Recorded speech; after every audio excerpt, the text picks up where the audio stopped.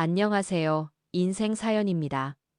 오늘 제가 들려드릴 이야기는 정말 듣고 계시는 여러분들도 마음이 무거워질 수 있는 이야기입니다. 하지만 끝까지 들어보시면 아마도 인생이란 게 정말 예측할 수 없다는 걸 다시 한번 느끼게 되실 거예요. 제 이름은 김명자입니다. 올해 65이에요. 평생을 힘들게 살아왔지만 그래도 아들 하나만큼은 정말 잘 키웠다고 자부했거든요.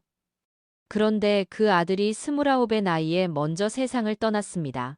그리고 그 아들의 죽음과 함께 저는 정말 상상도 못했던 지옥을 경험하게 됐어요. 국화꽃 냄새가 지금도 생생해요. 그날 장례식장의 그 진한 국화향이, 보통 사람들은 국화를 향기로운 꽃이라고 하지만 저에게는 그게 절망의 냄새였어요. 제 아들 도현이가 영정사진 속에서 환하게 웃고 있는데 더 이상 그 웃음을 볼 수 없다는 현실이 정말 받아들여지지 않았어요. 도현이는 제 외아들이었어요.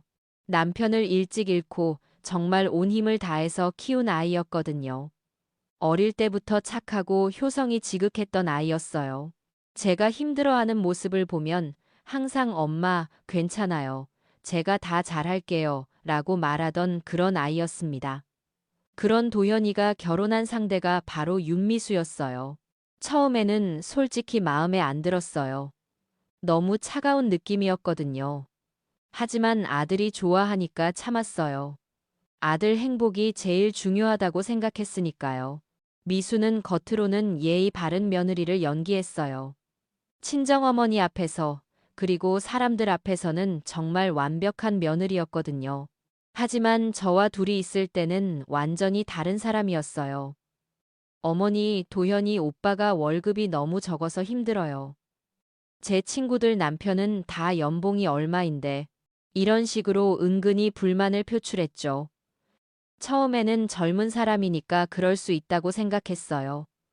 하지만 시간이 지날수록 그 본성이 드러났습니다. 우리 안족 개에서 오로보나만 도현이가 몸이 안 좋아지기 시작한 건 작년 봄부터였어요.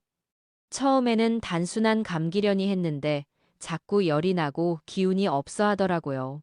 병원에 가자고 했더니 미수가 뭐라고 했는지 아세요? 병원비가 얼마나 드는데요? 그냥 약국에서 약 사 먹으면 되죠. 아들을 걱정하는 게 아니라 돈을 걱정하더라고요. 그때부터 뭔가 이상하다고 느꼈어요. 하지만 도현이가 항상 아내를 감싸니까 제가 뭐라고 할 수가 없었어요. 엄마, 미수는 어려서 그래요. 이해해 주세요. 도현이는 끝까지 아내를 보호했어요. 정말 착한 아이였습니다. 병이 심해져서 결국 병원에 입원하게 됐을 때도 미수는 매일 못 온다고 핑계를 댔어요. 일이 바쁘다, 피곤하다, 친구들과 약속이 있다. 온갖 핑계를 다 대면서 남편 곁에 있지 않았어요. 저는 매일 병원에서 도현이를 돌봤어요. 손을 꼭 잡고 있으면 도현이가 이렇게 말하곤 했어요. 엄마, 미수한테 뭐라고 하지 마요. 제가 아프니까 미수도 힘들어해요. 저 때문에 스트레스 받는 거예요. 끝까지 아내를 감싸는 아들을 보면서 제 마음은 정말 찢어질 것 같았어요. 왜 이렇게 착한 아이가 이런 고생을 해야 하나 싶어서요. 도현이 병이 악화되던 그 시기에 미수는 뭘 하고 있었는지 아세요? 친구들과 해외여행을 갔어요. 남편이 병원에서 생사를 오가고 있는데 말이에요. 그것도 도현이 치료비로 모아둔 돈으로요. 어머니, 저도 너무 스트레스 받아서 잠깐 기분 전환 좀 하고 올게요. 이런 말을 남기고 일주일 동안 연락도 안 되더라고요. 제가 아무리 전화해도 받지 않았어요. 나중에 알고 보니 인스타그램에 여행 사진을 잔뜩 올려놓고 있었더라고요. 명품 가방, 비싼 식당, 호텔, 남편이 죽어가고 있는데 그런 걸 자랑하고 있었어요. 도현이가 마지막으로 제 손을 잡고 한 말이 아직도 귓가에 맴돕니다. 엄마, 죄송해요. 제가 더 오래 못 살아서 미수를 잘 돌봐주세요. 그 애도 힘들 거예요. 마지막 순간까지도 아내 걱정을 하던 그 아이가 정말 너무 착했어요. 너무 착해서 바보였을 정도로요. 장례식 날, 미수의 모습을 보면서 저는 정말 치가 떨렸어요. 조문객들 앞에서는 울음을 터뜨리며 슬픔에 잠긴 아내를 연기했거든요. 하지만 사람들이 없을 때는 전혀 다른 모습이었어요. 장례식장 한 구석에서 전화 통화하는 모습을 봤는데 뭐라고 하는지 아세요? 장례비가 왜 이렇게 비싸? 기본으로만 해. 누가 보러 오겠어? 자기 남편의 마지막 가는 길인데 돈 계산만 하고 있더라고요. 그때 정말 이 사람이 내 며느리가 맞나 싶었어요. 장례식이 끝나고 집에 돌아왔을 때 미수가 제게 내민 건 장례비 계산서였어요. 어머니, 이거 어머니가 내셔야 할 것 같은데요. 장례식이 끝나고 집에 돌아왔을 때요. 저는 지금 당장 돈이 없어서요. 아들을 잃은 슬픔에 잠겨 있는 저에게 첫 마디가 돈 얘기였어요. 하지만 그게 시작이었습니다. 어머니, 이제 우리 새로운 시작을 해야 할 것 같아요. 도현이 오빠 물건들도 정리하고 보험금도 처리해야 하고 새로운 시작이라니요. 아들이 죽은 지 겨우 3일째인데 무슨 새로운 시작이에요. 저는 아직 아들의 죽음을 받아들이지도 못한 상태였거든요. 그리고 어머니, 이 집도 이제 제 명의로 넘어가야 할 것 같은데요. 도현이 오빠가 저를 위해서 산 집이니까요. 이 집은 도현이가 10년간 악착같이 모은 돈으로 전세로 산 집이었어요. 그것도 저와 함께 살기 위해서 신혼집 대신 조금 더 큰 집으로 정한 거였는데 미수는 그런 건 기억도 안 하더라고요. 어머니는 이제 다른 곳을 알아보시는 게 좋을 것 같아요. 저랑 준서만 살기에는 이 집이 적당하거든요. 준서는 제 손자예요. 겨우 5살인데 엄마가 이런 말을 하는 걸 다 듣고 있었어요. 그 아이 얼굴이 얼마나 당황스러워 보이던지 할머니는 어디 가요? 준서가 불안한 목소리로 물어보니까 미수가 뭐라고 했는지 아세요? 할머니는 할머니 집으로 가는 거야. 우리는 우리끼리 살아야지. 5살짜리 아이에게도 감정이 없는 목소리로 그렇게 말하더라고요. 그 순간 정말 이 여자가 무서워졌어요. 어떻게 사람이 저럴 수 있을까 싶어서요. 미수야, 네가 너무 하는 거 아니니? 아빠가 돌아가신 지 겨우 며칠 됐는데 제가 참다 못해 말했더니 미수가 돌변했어요. 어머니, 저도 이제 28살이에요. 제 인생이 있다고요. 아픈 남편 뒷바라지하느라 제 청춘이 다 날아갔어요. 이제는 제가 살아야 할 때가 온 거예요. 청춘이 날아갔다고요? 남편이 아픈 동안 여행 다니고 쇼핑하면서 뭘 희생했다는 건지 모르겠더라고요. 그리고 어머니도 이제 독립하실 나이잖아요. 항상 아들한테만 의존하면 안 되죠. 의존이라니요. 제가 언제 아들한테 의존했나요? 오히려 제가 도연이 대학 등록금까지 다 내주면서 키운 건데 갑자기 제가 의존적인 시어머니가 된 거예요. 그날 밤 저는 잠을 이룰 수가 없었어요. 도현이 방에 가서 아들의 옷을 꺼내 안고 울었어요. 그런데 미수가 들어오더라고요. 어머니, 내일 아침에 이 방 정리할 거예요. 너무 오래 놔두면 습기도 차고 곰팡이도 필 것 같아서요. 아들이 죽은 지 사흘 만에 방을 정리한다고요? 저는 정말 믿을 수가 없었어요. 미수야, 아직은 너무 이르지 않니? 조금 더, 어머니, 산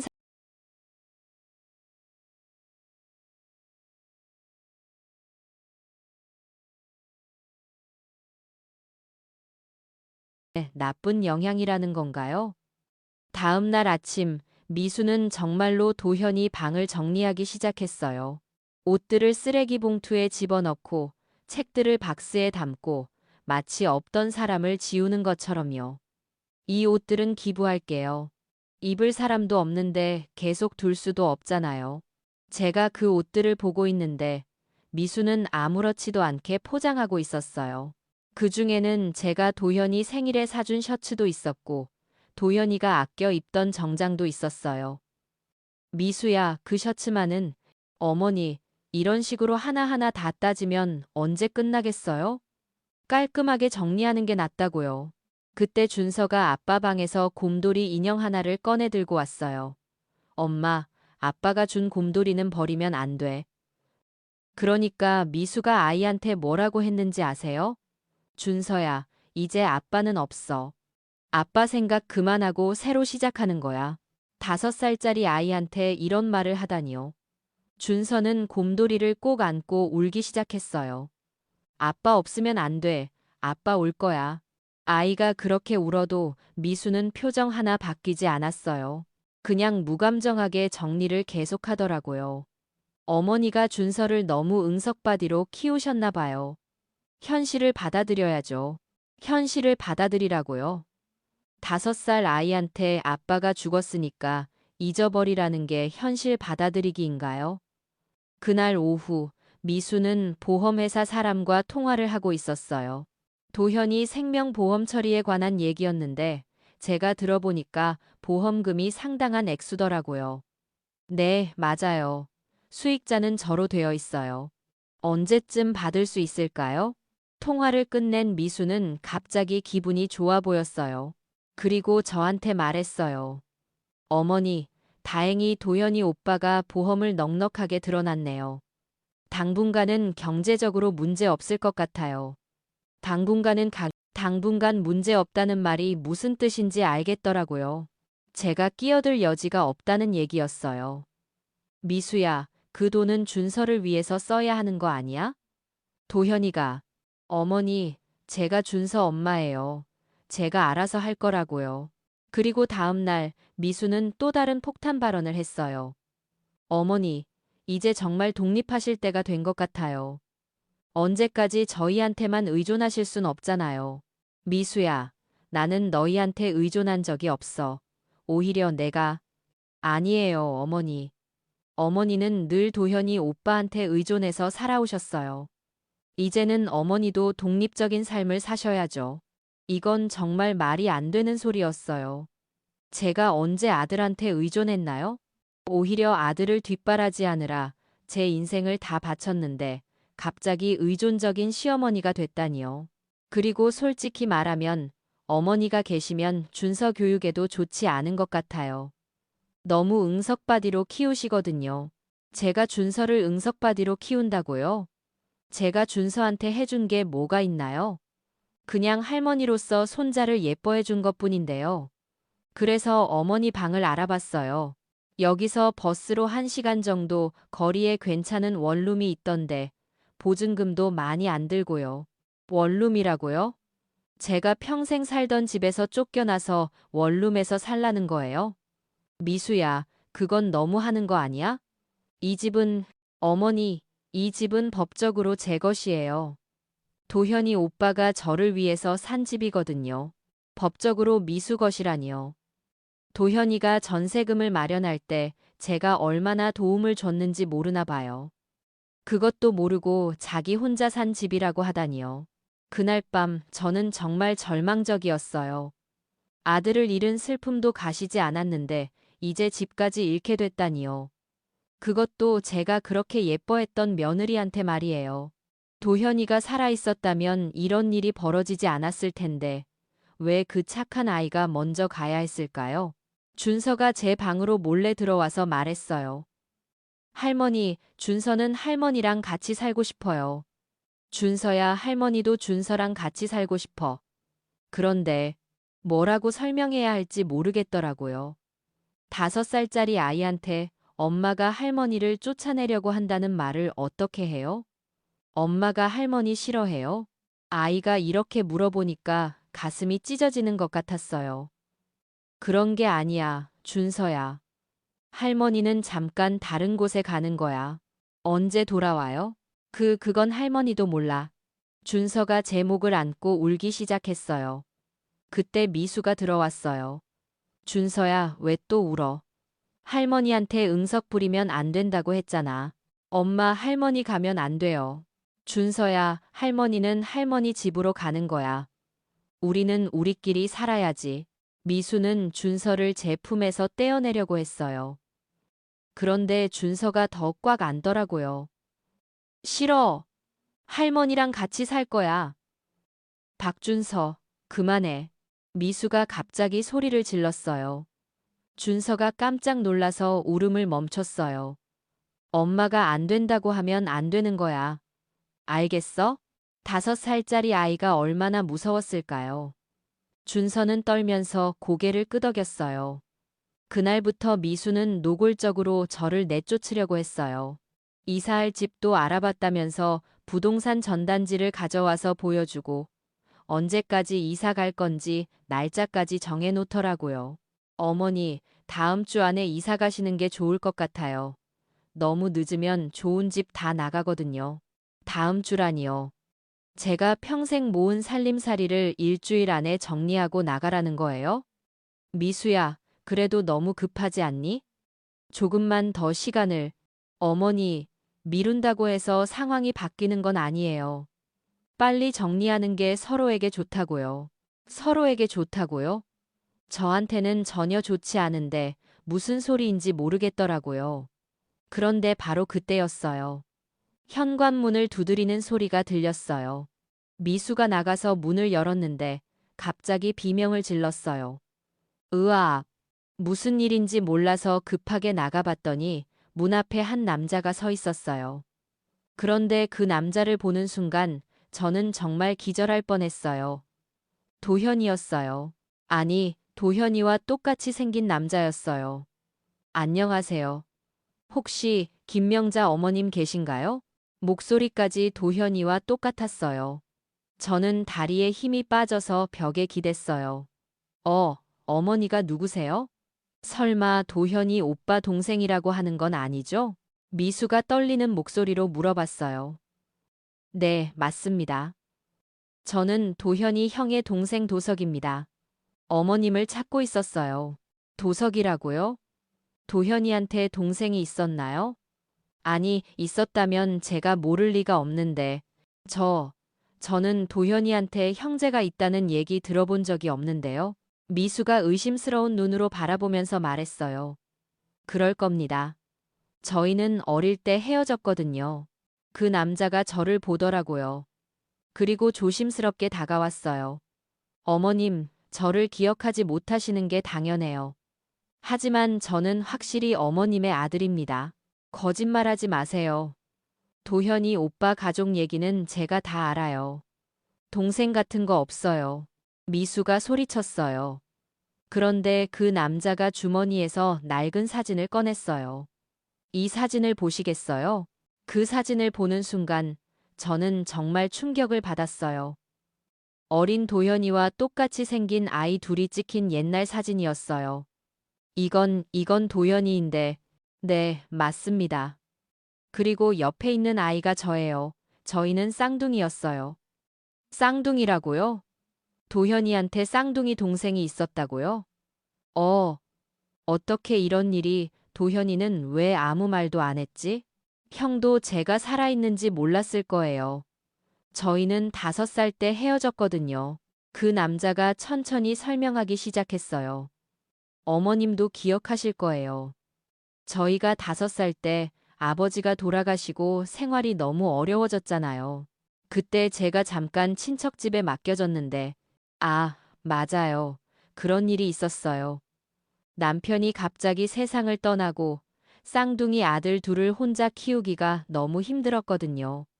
그래서 둘째를 친척집에 잠깐 맡겼는데, 그런데 그 친척들이 갑자기 이사를 가면서 연락이 끊어진 거예요. 저는 그때부터 고아원에서 자랐어요. 그 얘기를 듣는 순간 제 기억이 되살아났어요. 그때 정말 힘든 시기였거든요. 도현이 하나 키우기도 벅찬데 둘이나 키울 수가 없어서 그래서 잠깐만이라고 생각하고 둘째를 맡겼는데 그 친척들이 갑자기 연락이 안 되더라고요. 제가 얼마나 어머님을 찾으려고 했는지 몰라요. 하지만 어릴 때 일이라 기억도 흐릿하고 성도 바뀌고 해서 찾을 수가 없었어요. 그럼 정말 도현이 동생이라는 거야? 저는 아직도 믿기지가 않았어요. 증명할 방법이 있어요. 그 남자가 위솥을 걷어올렸어요. 그리고 왼쪽 어깨를 보여줬는데 거기에 작은 흉터가 있었어요. 그 순간 저는 완전히 확신했어요. 그 흉터는 도현이도 똑같은 자리에 가지고 있는 흉터였거든요. 5살 때 둘이 놀다가 계단에서 떨어져서 생긴 흉터였어요. 도석이 정말 도석이구나. 저는 그 자리에서 주저앉아 버렸어요. 잃어버린 아들을 30년 만에 다시 만난 거예요. 어머님, 죄송해요. 이렇게 늦게 찾아뵈어서. 도석이가 제 앞에 무릎을 꿇었어요. 그 모습이 어린 도석이와 똑같아서 눈물이 나더라고요. 어떻게 나를 찾았니? 형 부고를 신문에서 봤어요. 그래서 급하게 한국으로 돌아왔습니다. 한국으로 돌아왔다고? 그럼 외국에 살고 있었니? 네, 미국에서 사업을 하고 있어요. 그런데 형이 정말 돌아가신 거예요? 도석이 눈에도 눈물이 고였어요. 형을 그리워하는 마음이 그대로 느껴졌어요. 그렇구나. 형을 한 번도 못 만나보고. 그때 미수가 갑자기 끼어들었어요. 잠깐만요. 이상해요. 갑자기 나타나서 도연이 오빠 동생이라고? 혹시 보험금이나 재산 때문에 거짓말하는 거 아니에요? 미수의 목소리가 날카로워졌어요. 저는 그런 거에 관심 없습니다. 다만 어머님과 조카를 확인하고 싶었을 뿐이에요. 말만 그렇게 하는 거지. 누가 믿어요? DNA 검사 받을 수 있어요? 물론이죠. 언제든지 받겠습니다. 도석이가 당당하게 대답했어요. 그 모습이 도현이를 닮았더라고요. 그런데 그때 준서가 방에서 나왔어요. 도석이를 보더니 깜짝 놀라면서 소리쳤어요. 아빠야. 준서가 도석이에게 달려갔어요. 도석이와 도현이가 정말 똑같이 생겼으니까 아이가 착각한 거죠. 준서야, 저는 너의 삼촌이야. 아빠 동생이란다. 도석이가 준서를 안아주면서 말했어요. 삼촌? 아빠가 삼촌이 있다고 안 했는데? 그래, 아빠도 몰랐어. 삼촌이 멀리 있었거든. 준서가 도석이를 빤히 보더니 말했어요. 정말 아빠 똑같이 생겼다. 그럼 우리는 형제니까. 도석이가 준서에게 말하는 모습을 보니까 정말 도연이가 살아 돌아온 것 같았어요. 어머님, 형이 많이 아팠다고 들었는데, 응, 작년부터 몸이 안 좋더니, 결국 제가 도현이 마지막 얘기를 해주려는데 미수가 또 끼어들었어요. 어쨌든 지금은 확실하지 않으니까 일단 DNA 검사부터 받으세요. 그전에는 인정 못해요. 미수야, 그래도. 어머니, 요즘 세상에 사기꾼이 얼마나 많은데요. 함부로 믿으면 안 돼요. 미수는 끝까지 의심했어요. 아니, 의심하는 게 아니라 도석이가 진짜라는 걸 인정하고 싶지 않아 하는 것 같았어요. 좋습니다. 내일 당장 병원에 가서 검사 받겠습니다. 도석이가 말했어요. 그리고 어머님, 혹시 불편한 일이 있으시면 언제든지 연락하세요. 도석이가 명함을 건네줬는데 거기에 미국 법인 대표라고 적혀 있었어요. 너 정말 사업을 하는구나. 네, 그럭저럭 잘 되고 있어요. 그래서 어머님께 효도할 수 있을 것 같아요. 효도라는 말을 들으니까 갑자기 눈물이 났어요. 도현이를 잃고 나서 이제 혼자라고 생각했는데 또 다른 아들이 나타난 거예요. 다음 날 도석이와 함께 병원에 가서 DNA 검사를 받았어요. 결과가 나오는데 며칠 걸린다고 하더라고요. 그 며칠 동안 미수는 계속 의심했어요. 어머니, 속지 마세요. 요즘 성형수술도 잘하고 사진도 조작할 수 있어요. 하지만 저는 확신했어요. 그 흉터, 그 목소리, 그리고 도연이를 대하는 그 마음, 가짜일 수가 없었어요. 그런데 이상한 건 미수의 태도였어요. 도석이가 가짜라고 믿는 것 같으면서도 한편으로는 무서워하는 것 같았어요. 어머니, 만약에 정말 도연이 오빠 동생이라면 상속 문제가 복잡해질 거예요. 역시 돈 얘기더라고요. 미수야, 상속이 뭐가 중요해? 내 아들이 돌아온 게 중요하지. 어머니는 감정적으로 생각하시는구나. 저는 준서 미래를 생각해야 해요. 준서 미래를 생각한다면서 정작 준서는 도석이를 만나고 나서 훨씬 밝아졌거든요. 일주일 후 DNA 검사 결과가 나왔어요. 99.9% 일치. 도석이는 정말 제 아들이었어요.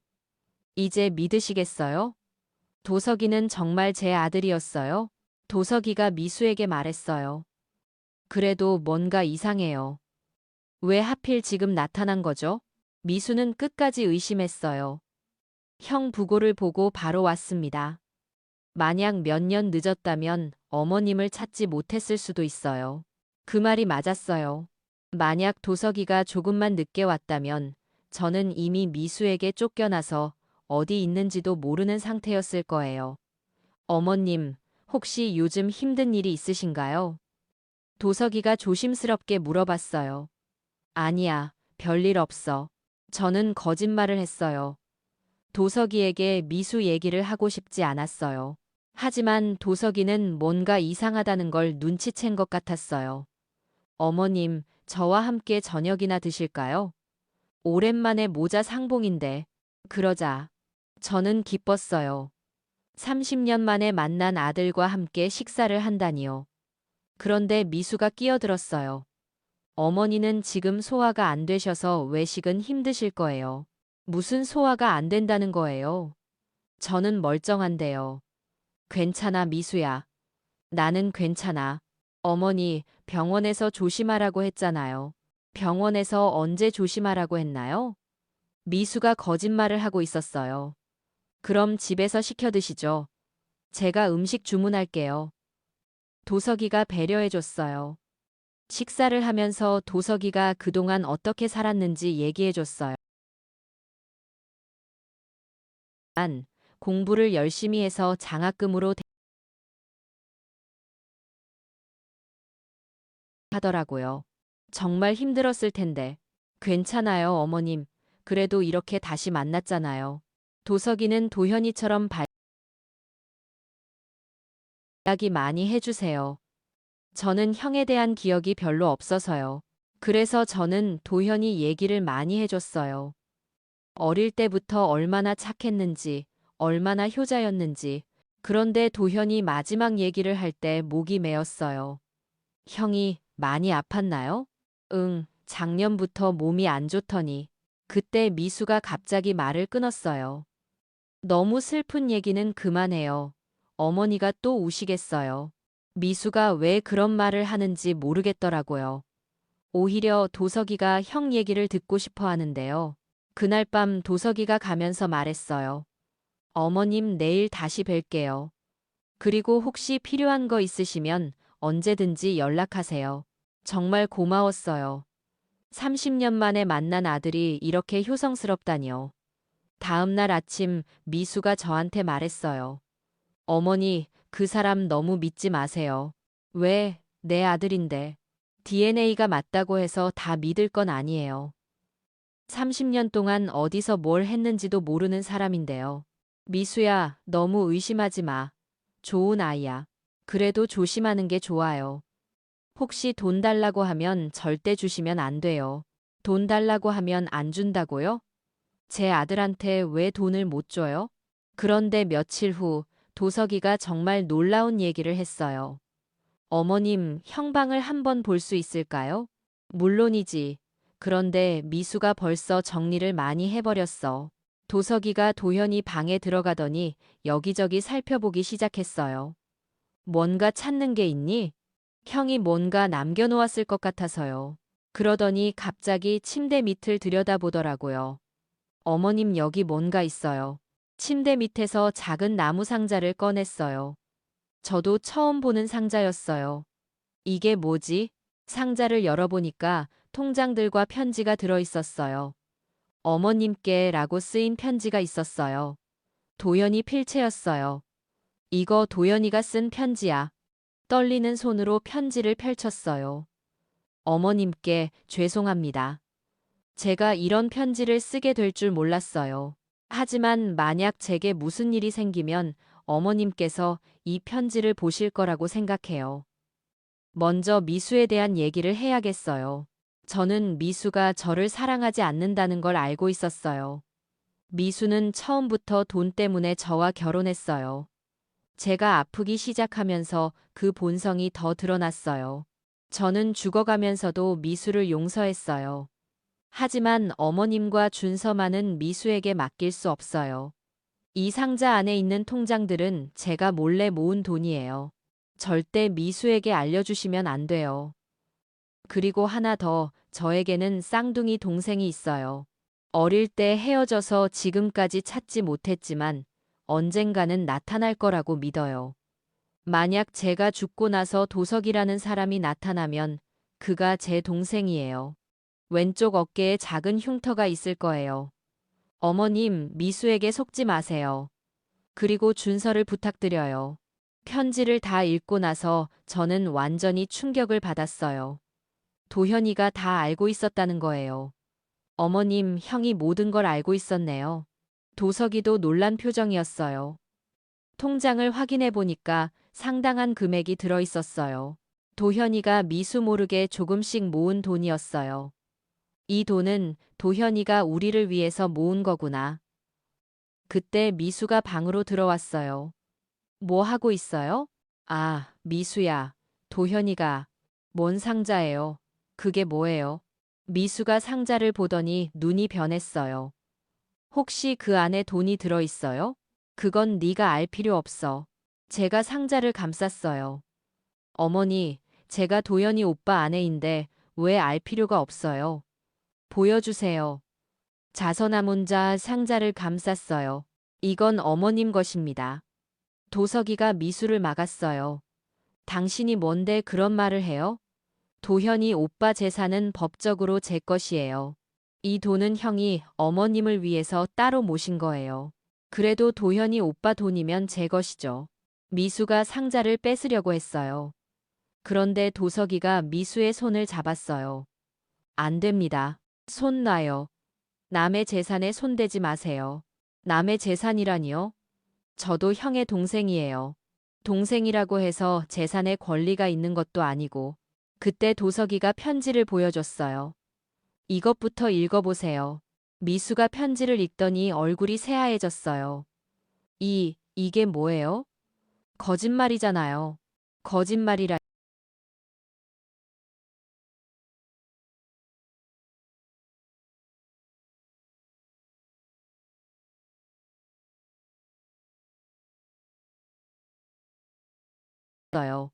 조작이라고요? 이건 분명히 형 필체예요. 아니에요. 도현이 오빠는 저를 사랑했어요. 이건 가짜예요. 미수가 편지를 찢으려고 했어요. 그런데 도석이가 재빨리 편지를 뺏었어요. 이건 증거예요. 함부로 건드리면 안 됩니다. 증거라니 무슨 증거요? 형이 얼마나 힘들어했는지 보여주는 증거죠. 그때 준서가 방으로 들어왔어요.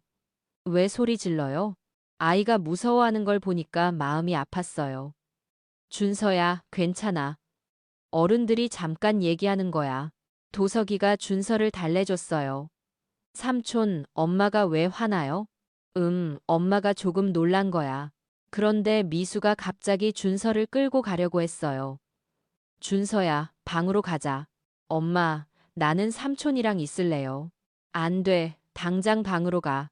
미수가 준서를 억지로 끌고 가려고 하니까 아이가 울기 시작했어요. 엄마, 싫어요. 박준서, 엄마 말 안 들어? 미수가 준서에게 소리를 질렀어요. 미수야, 아이한테 왜 그래? 어머니는 그냥 계세요. 그리고 준서를 억지로 끌고 방으로 갔어요. 어머님, 평소에도 저래요? 도석이가 걱정스러운 표정으로 물어봤어요. 요즘 들어서 더 심해졌어. 이상하네요. 뭔가 숨기는 게 있는 것 같은데. 그날 저녁 도석이가 제안했어요. 어머님, 저와 함께 사시는 게 어떨까요? 함께 산다고? 네. 어차피 저도 한국에 정착할 생각이에요. 큰 집을 구해서 어머님과 준서와 함께 살고 싶어요. 정말 고마운 말이었어요. 하지만 미수가 준서를 보내줄까요? 준서 문제가 있어 미수가 쉽게 보내주지 않을 것 같은데. 정말 고마운 말이었어요. 그건 법적으로 해결할 방법이 있어요. 법적으로? 네. 만약 미수 씨가 부적절한 양육을 하고 있다면 양육권을 변경할 수 있어요. 그 말을 듣고 희망이 생겼어요. 며칠 후 도석이가 변호사와 함께 왔어요. 어머님, 이분은 제 변호사예요. 변호사가 말했어요. 도현 씨가 남긴 편지와 통장들, 그리고 미수 씨의 행동들을 종합해보면 충분히 법적 대응이 가능합니다. 어떤 법적 대응을 말하는 거예요? 일단 도현 씨가 남긴 재산에 대한 권리를 주장할 수 있고 준서 양육권도 다시 검토할 수 있습니다. 정말 그럴 수 있을까요? 그리고 미수 씨가 도현 씨 생전에 했던 행동들도 문제가 될 수 있어요. 남편이 아픈데 방치했다거나 치료비를 다른 용도로 사용했다거나. 맞아요. 미수는 정말 그런 짓을 했어요. 하지만 증거가 필요할 텐데. 도현 씨가 남긴 편지도 증거고 병원 기록도 확인할 수 있어요.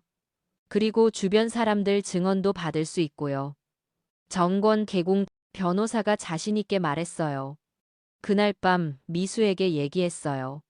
미수야, 우리 얘기 좀 하자. 무슨 얘기요? 도현이 재산 문제 말이야. 그게 무슨 상관이에요? 법적으로 제 것인데. 그게 아니야. 도현이가 남긴 편지 봤잖아. 그런 가짜 편지 믿지 마세요. 가짜가 아니야.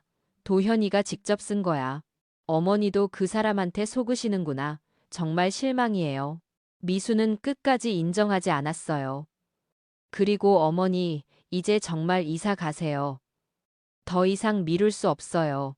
또 이사 얘기네요. 미수야, 나는 안 갈 거야. 뭐라고요? 이 집에서 안 나갈 거라고. 어머니, 이 집은 제 집이에요. 도현이가 산 집이야. 너 혼자 산 집이 아니고. 법적으로는 제 집이라고요. 그때 도석이가 들어왔어요. 무슨 일이세요? 아, 당신 왔군요. 어머니한테 좀 말해줘요. 이 집은 제 집이라고. 그건 다시 검토해봐야 할 문제인 것 같은데요. 뭘 검토해요? 명의가 제 이름으로 되어 있는데. 하지만 형이 돈을 댄 거잖아요. 그리고 어머님도 도움을 주셨고. 그런 건 상관없어요. 법적으로는 제 집이에요. 법이 전부는 아니죠. 도석이가 차분하게 말했어요. 법이 전부 아니라니 무슨 소리예요? 도덕적으로 생각해 보세요. 형을 그렇게 대하고도 재산을 다 가져가는 게 맞나요? 저는 도현이 오빠를 잘 대했어요. 정말 그렇게 생각하세요?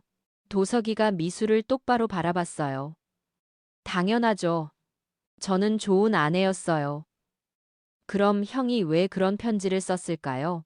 그건 아파서 정신이 이상해진 거예요. 미수 씨, 그런 말은 너무하지 않나요?